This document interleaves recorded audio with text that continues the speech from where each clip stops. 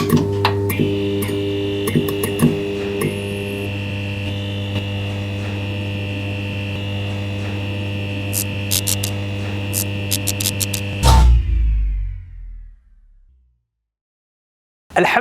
wassalatu wassalamu ala rasulillah amma ba'd. Assalamu alaikum wa rahmatullahi wa barakatuhu. Brothers and sisters, welcome back to Nasiha Sessions. I know I've been away for a while from this show, but alhamdulillah we're back. So as you guys know how the show works, you guys can email me inshallah ta'ala with any problems that you might have, stuff that you might find it difficult to talk to other people about, but you can email me in an anonymous way and I'll do my best to advise you inshallah ta'ala, most likely through a video like this, or I'll respond to you via email if Allah subhanahu wa ta'ala gives me the ability to do so. So today inshallah ta'ala I'm going to be responding to another email that I have received at nasihasession@gmail.com, and that's the email address where you can email. But before I go into the email, I want to let you know about a different feature that we're adding into the Nasiha Session shows, and that is that we're going to give you guys the opportunity to basically have your advice from myself or anyone else who joins me on the show by speaking to you on the phone. That's right. The reason we've done that is because a lot of the times when you guys email me in, I'll only get a particular perspective based on what you've said to me. But sometimes, in order for me to really understand your situation and give you the best possible advice, I need to kind of really know what angle you're coming from, what you're really trying to say, what is the real issue here. Sometimes you might present an issue and that's not the real issue, it's a bit deeper than that, and you might need someone to help you kind of get a bit deeper. So what you can do inshallah ta'ala is you can email me in with your phone number and we'll get in touch with you inshallah ta'ala if we decide to respond to you via video, and then inshallah ta'ala we'll give you a phone call and we'll record it inshallah ta'ala and hopefully give you the best possible advice that we can, and that will allow you to benefit and also those who are listening to benefit in a bit more of a deeper way. So today's advice is with regards to a sister. She mentioned that she's been living as an expat in a country in the Middle East, and basically she fell in love with one of the local guys who lived in that country, and basically that guy ended up saying, I can't marry you for whatever reason, and in the end some stuff came out that kind of showed him to be a bit of a deceptive, lying and deceitful guy. So this sister, she's 22 years old, she said basically, I threw him out of my life. So I'm going to basically read her email from that point onwards. So she says, it's been almost a month now that I've removed him from my life, and now I find myself starting to wear the hijab and I pray now more than I used to. She says I've stopped alcohol and I've also stopped going to the clubs. But she says there's a problem. The problem is, she says that she thinks to herself, how will I ever get married when in this day and age problems with regards to relationships, they're all coming due to social media. Like, how will I ever find someone in a halal way? How would I ever find someone without doing things in a haram way? And then the second thing she asks, she says, why am I so desperate to find someone? Like, I'm 22, she says, I'm only 22 years old. I've come out of a relationship. I had a relationship before. She keeps getting these flashbacks from these other guys. She wants to move on, but she's like, she wants to move on and get married. And she says, I just want a guy who can love me to the end. Why is it that things are so complicated? She said, I know I'm only 22, but if only I could find a guy who I'm attracted to and who's ready, I'll be ready too. So there's a couple of things here. She's asking for two things. She's saying, number one, how will I find someone in this day and age in a halal way? Valid question. We will answer it inshallah ta'ala. Number two, she says, why am I so desperate? And again, inshallah ta'ala, I'm going to answer those two questions. But before, I need to comment on something that she said at the beginning. My sister, I'm going to speak to you, inshallah ta'ala, directly. You said that now that you've left him, alhamdulillah, you started with the hijab and you started to pray. I want to explain to you why this has happened. Because you've made a spiritual transition. I mean, you used to go to the clubs and drink alcohol, and you used to be in relationships with men. Now to a woman who's wearing hijab, and you used to be in the clubs drinking alcohol, you're wearing hijab and you're praying, Allah barik, this is a drastic change. What spurred this change on? Now, I know you might say to me, oh, I realized, or I thought this and I thought that. Those things all might be true, but there's something that happened inside of your heart that allowed you to think like that in the first place. And what happened was that your heart started to become healthy. It started to wake up. It started to have some energy. It started to become pure. It started to become purified. It started to become clean. And this happened because of two reasons. Number one, because you started to pray. And number two, because you left that haram relationship. What is the link here? As for the salah, Allah subhanahu wa ta'ala said, Inna salata tanha anil fahsha'i wal munkar. Allah said, verily the prayer, it prohibits you. It prohibits you from doing what? Fahsha, from filth. Fahsha refers to things like fornication, adultery, pornography, like lewd, filthy, profane, disgusting, filthy things. And munkar is just any other evil. Alcohol, this, that and the other, music, whatever have you, okay? All forms of other evil fall into munkar. And of course fahsha is into it as well. But Allah subhanahu wa ta'ala, He put fahsha and He mentioned it separately here as well. So, pay attention. The prayer now causes you to stop doing all these sins. I've mentioned many times in my previous videos before, I never made an intention to stop talking to women when I was not practicing. I never made an intention to stop listening to music, and I was addicted to music. I never made these intentions. I never actively said I'm going to stop. All I did is I started to pray 5 times a day without missing a single prayer, and next thing you know, subhanallah, 6 months passed and I was like, whoa, I haven't listened to a single song, alhamdulillah. Next thing you know, I'm just deleting all the girls from my phone. It just literally just happened like that. Because the salah, what it does is, it connects you to Allah. Because you were created to worship Allah and do nothing else but worship Him.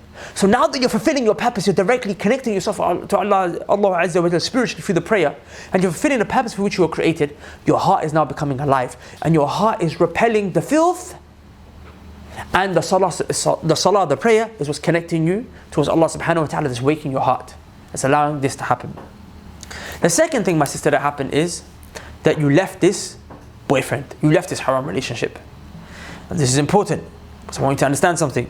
Imam Ibn al-Qayyim rahimahullah ta'ala said something powerful.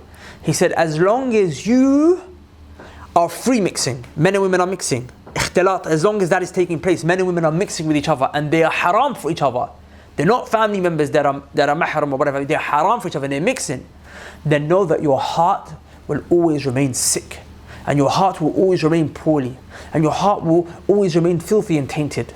But like the fact that you left him now, it's allowing your heart to wake up. Because that is one of the fundamental things that corrupts the heart. It's one of the fundamental things that corrupts the heart. Remember, it's very important, okay? So now, because number one, you started praying, and number two, you left that relationship, this is allowing your heart to become awake, alhamdulillah, and you left the alcohol, you left the clubbing, and you started to wear the hijab. And I want my other sisters to pay attention to this as well, who are in similar situations. You find yourself struggling with iman, you find yourself struggling with any sin, music, makeup, fornication, boyfriend, this, that, whatever it might be. These sins, my sisters, fulfill the reason why you were created, which is to worship Allah alone, to come with tawheed al-ibadah, by praying firstly, primarily. That's the fundamental thing that you'll be asked about on the Day of Judgment. How was your prayer? If your prayer is good, everything else after will be good. If your prayer is bad, then everything else after will be bad. And leave that man or leave those boys that you're talking to, whether they be friends or something more than just a friend. Leave them, and you'll find your heart starting to wake up. The other thing, before I answer your question, my sister, is that you mentioned that you started to pray now more than you used to pray before. So I don't want to dishearten you, because I know this is for you a big step.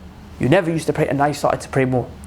But what I got from that was that you're not praying your 5 daily prayers. As in, before you weren't hardly praying, but now you're praying a bit. My sister, may Allah honor you and bless you so much for making that step by coming to the salah. But sister, I want you to complete that step, because I want you to understand something, that with regards to the prayer, it has to be all of them. We have to pray the full 5. And why is this, my sister? It's because the prayers are 5. And the evidences have shown from the Quran and the Sunnah in abundance that a person, even if they miss one prayer, then they would actually leave the fold of Islam. The Prophet ﷺ said, "Man taraka salatul asr," whoever leaves the asr prayer, فَقَدْ حَبِطَ عَمَلُهُ, all of his deeds or her deeds are nullified. And the nullification of deeds only happens for the disbelievers. So, if you didn't know, then we pray that Allah Azza wa Jal, He shows mercy and forgiveness towards you. But now that you know, my sister, from this point onwards, you have to pray all 5. and don't risk it. Allah subhanahu wa ta'ala mentioned that when the people are being taken into the hellfire and when they're entering inside of it, they'll be asked, مَا سَلَقَكُمْ فِي سَقَرٍ? What is it that caused you to come into the hellfire? Why did you enter the hellfire? What did you do that led you here? What is it that you did that led to your destruction in the fire? قَالُوا, they will say as they're coming in, لَمْ نَكُ مِنَ الْمُصَلِّينَ, we were from those who we never prayed. We didn't used to pray our prayers. So my sister, and there's many other evidences, but from this point onwards I need you to understand, my sister, please, and I ask you with my heart, praying goodness for you, begging that you take this on board, begging Allah that you take this on board. Sister, please don't miss a single prayer. Don't miss a prayer ever again. Allah subhanahu wa ta'ala gave you eyes, He gave you ears, He gave you a heart, He gave you mouth, He gave you all these things. You never asked for any of these things. You never deserved it. Allah gave it to you from when you were born. He didn't ask for anything in return in terms of exchange, in terms of money or whatever have you. How much would it cost to sell your eyes in the marketplace? Wallahi, you wouldn't sell it for a penny. You wouldn't put a price on your eyes. Your eyes are priceless, your hearing is priceless, your sight is priceless, your mind, everything is priceless that Allah gave you. And Allah didn't ask for anything in return. But the only thing Allah Azza wa Jal, He's conditioned upon you is that you show thankfulness to Him. You don't have to give Him anything in return. You don't have to pay Him, you don't have to buy your eyes. You just have to be grateful. And from the foundational gratitude that you can show Him is that you pray to Him with the 5 daily prayers on time, at the time they are, without missing a single one. Does that make sense? Good. That's for you and any other sister who's listening. Now to answer your 2 questions. My sister, you asked, how will you ever find someone in the halal way in this day and age? Now, I want you to understand something. That Allah subhanahu wa ta'ala promised that He will provide for you. He will provide for you rizq. Now rizq in the Arabic language and in the Sharia, it's a very broad term. Rizq, usually people, they translate it to provision or sustenance, and in their mind they think this is about food and money. But rizq is a lot more than food and money. The rain that comes down from the sky is rizq. Hatta even your children are rizq. Your children, your relationships, this is provision that Allah subhanahu wa ta'ala provides you. This is rizq, my sister. So now, you want Allah to provide you with a husband. You want Allah subhanahu wa ta'ala to provide you with this. And you're doubting, and you're doubting, you're thinking, where would it ever come from? I want to give you a promise from Allah, an oath that He took that He will provide for you. Allah subhanahu wa ta'ala said, وَفِي السَّمَاءِ رِزْقُكُمْ وَمَا تُوعَدُونَ. Allah subhanahu wa ta'ala said, inside of the sky is your rizq. Now here Allah took an oath, the wow al-qasam. Like when we say Allah and we put the wow before His name, we say Wallahi. The wow here, it shows a qasam, it takes an oath. Allah took an oath, He swore, He said, Allah takes an oath that inside, that Allah, He has your rizq for you in the sky. That it's there. What did Imam Hassan al-Basri say on this ayah? He said, woe to you people. Woe to you people. What is wrong with you? He said, Allah is taking an oath, He's swearing that He will provide for you your rizq, it's in the sky. And you still don't believe Him. You still go about haram ways to try and get your rizq. You still try and do haram. The guy who, you know, he goes and gets a mortgage. He gets a house on interest on riba. Why? Because he thought, how else will I get a house for my family? The guy who starts selling drugs, how else will I provide? The guy or the girl who takes a haram job, how else will I provide? So they went and done it in a haram way. Allah, He swore, He took an oath that your rizq is in the sky, that He's got it. He will provide it to you. And you still didn't believe Him. You still went about haram ways. And my sister, this is the same for the girl who wants a husband. She wants a husband, but she does it in a haram way. She does it by putting her pictures online. She does it by looking at the men, scouting the men, talking to the men, flirting with the men, mixing with the men. She thinks, how else will I find a man? I have to go through these haram ways. Wallahi sister, you don't have to do any of that haram. Allah Azza wa Jalla will facilitate. Allah will provide. Allah, He promises that He will provide for His slaves. And do not be a person who disbelieves in what Allah said, who doesn't believe Him. And look, actions speak louder than words. You can say, yeah, I believe that Allah, He has it there. Then you won't go through it in a haram way. Because if you believe that Allah will provide for you the rizq in a halal way, and you believe that He will give it to you, then why do you need to take a haram route? Because Allah, what He has for you cannot be attained through haram. It cannot be attained through haram. So it can only be attained through halal. Allah will not give you something in that way. So show that you believe in Him by being patient in that regard, and trusting Him, and asking and begging Him, and making dua to Him for Him to facilitate it for you. Number one. Number two, Allah subhanahu wa ta'ala said, وَمَن يَتَّقِ اللَّهِ I'm giving you practical advice now, how to find a husband. Allah subhanahu wa ta'ala said, وَمَن يَتَّقِ اللَّهَ يَجْعَلْ لَهُ مَخْرَجًا وَيَرْزُقْهُ مِنْ حَيْثُ لَا يَحْتَسِبُ. Allah subhanahu wa ta'ala said, whoever fears Allah and comes with taqwa, whoever fears Allah and comes with taqwa, يَجْعَلْ لَهُ مَخْرَجًا. Allah subhanahu wa ta'ala will find for this person an exit. You're stuck, you're trapped, you want a way out.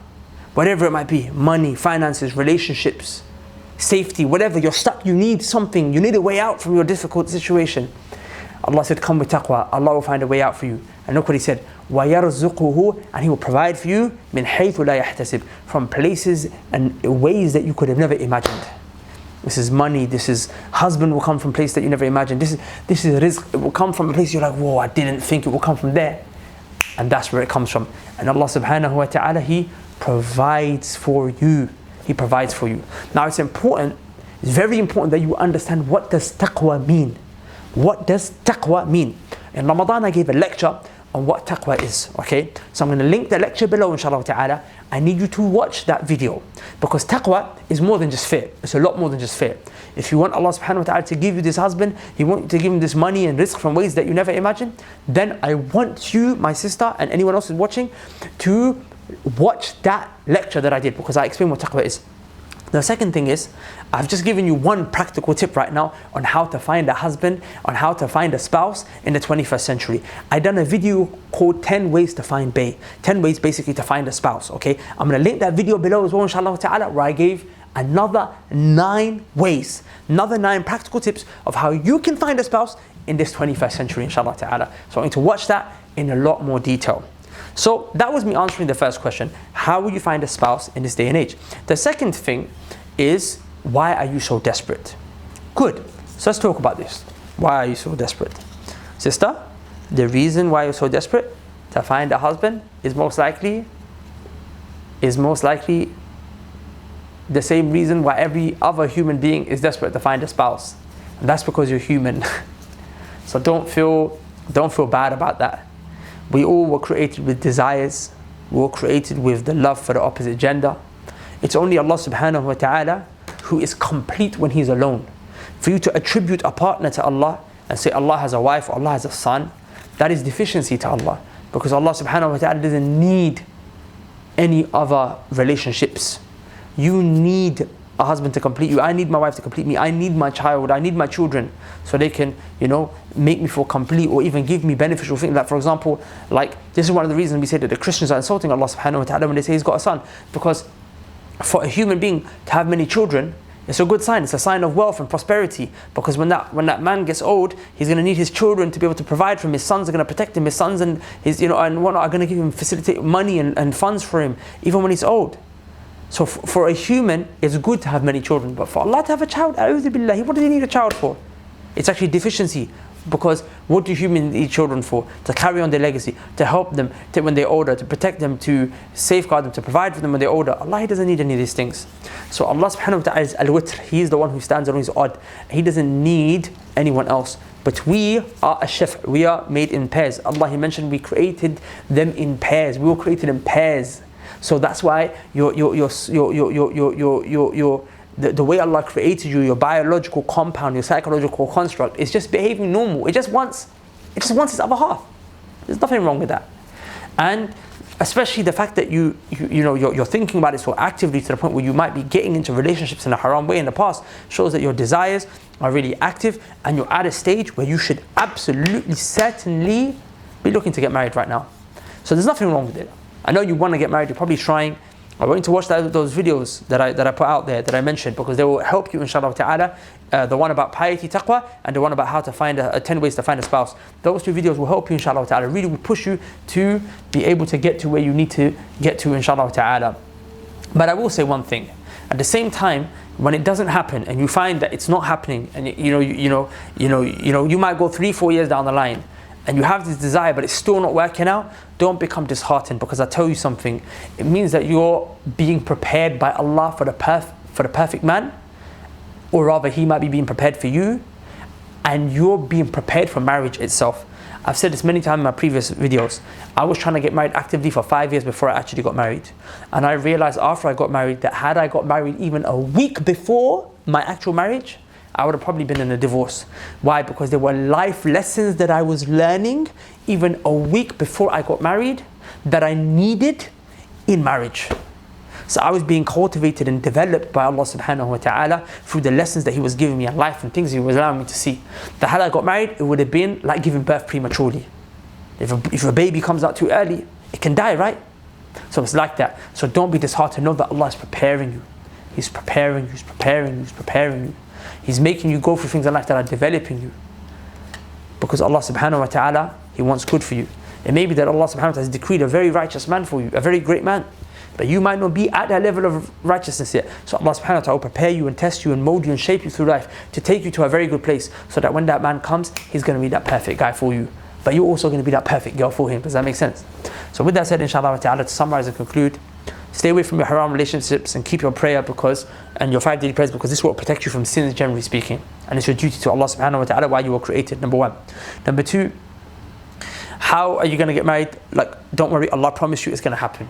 In this day and age, we're still getting married, and we're getting married in a halal way, alhamdulillah. So it's out there, don't worry, you're not the only one. Shaitan will fool you to make you feel like in the time of Adam alayhi salam, when Allah subhanahu wa ta'ala, he said to Adam, He said, Ya Adam, uskun anta wa zawjuka al-jannah. He said, oh Adam, go you and your wife, live in Jannah. Jannah is massive, Jannah is bigger than this entire world. Jannah is bigger than this entire universe. It's bigger than all of the skies, 7 skies put together. It's bigger than all of that. Jannah is massive. Allah said, Ya Adam, uskun anta. Go and live, you wa zawjuka, your wife, in Jannah. They could have gone everywhere. And Allah said, and both of you eat from it. Eat from it. Eat from whatever you want in this whole Jannah. Do whatever you want. But then Allah said, وَلَا تَقَرَبَ. But both of you do not come near to هَذِهِ شَجَرَةً, to this one tree. This one tree. Go and do whatever you want in Jannah. Eat whatever you want, go wherever you want, but just this one tree, I don't want you to come near to this one tree. This one tree. But what happened? Human beings always want to come to that one thing which is haram. Why? Because shaitan will magnify that one haram thing. He'll blind you towards all the halal that is out there. And it will be in your mind as if the only thing that exists is this one haram thing. But wallahi sister, there's so many halal options. But you're being blinded to them because shaitan just presents the haram in front of you, and he makes you lose sight of all of the halal that's out there. Like if I ask you how many drinks are haram, you will struggle to tell me more than 5. Alcohol is haram, urine's haram, blood's haram. Okay, what else is haram? You'll struggle to tell me more that's haram, okay? You'll really struggle to exhaust that. But what about drinks that are halal? Milk, water, juice, smoothies, milkshakes. Like, we can go on. The list of halal drinks is so much. It's so much, right? There's so much more halal alternative. What food is haram? Okay, food that is slaughtered in other than Allah's name. It's an animal that's already dead when you found it. A predator you cannot eat, and so on and so forth. But then what about all the food that's halal? Vegetables you can eat, meat that's slaughtered in Allah's name you can eat chickens, you can eat goats, you can eat lamb, you can eat cow, you can eat all these different fruits, you can eat all these different vegetables. Wallahi, the halal is always more.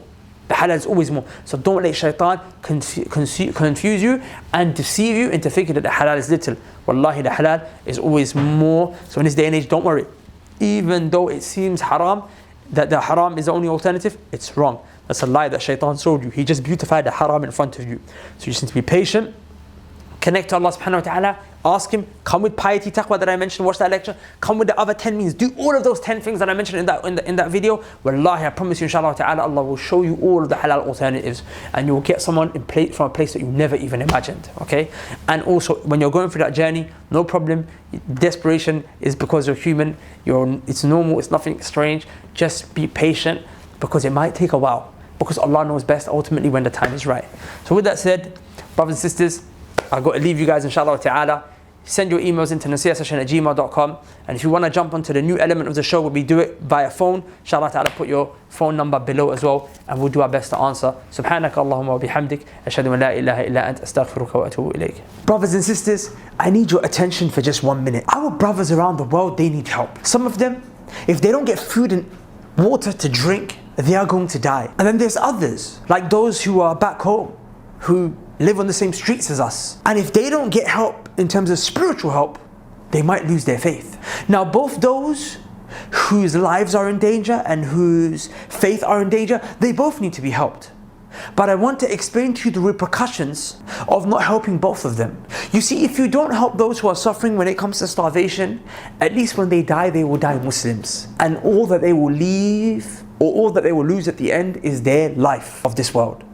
But if you don't help those brothers and sisters who are struggling in terms of their faith, if they die, then they might actually lose their afterlife and potentially be entered into the hellfire for a period of time, if not eternity. For that reason, it's important that we don't neglect these brothers. For that reason, we started up a project called Umrah with the Mandem, where we take brothers and sisters from around the world, specifically the UK, specifically London, and we take them with us. And we set up a program that facilitates for them to change. We also provide them support for when they return. And we always select a handful of brothers who can't afford it themselves. And this time, we have taken on board more people without paying anything than we ever have before. And we are in urgent need of their costs being covered. So if you would like to help facilitate towards someone's life changing, then please go to the link below, inshallah ta'ala, and donate generously. Remember, if they change their life, then you're actually helping them, inshallah ta'ala, be a part of saving their afterlife. And in terms of reward, then any good that they do from this point onwards, if they change because of your donation and you're sincere, then you're going to get all that reward as well. So on the Day of Judgment, you get this mountain of good deeds, prayers, charity, fasts, all this stuff that you've never done. But why did it come your way? Because you facilitated with Allah's permission for someone to make change. And then when he changed, he or she did all of these things. And now that reward is all on your scales on a Day of Judgment. So please, brothers and sisters, be as generous as you can. Go to the link below, donate like crazy. Barakallahu feek. Assalamu alaikum wa rahmatullahi wa barakatuhu.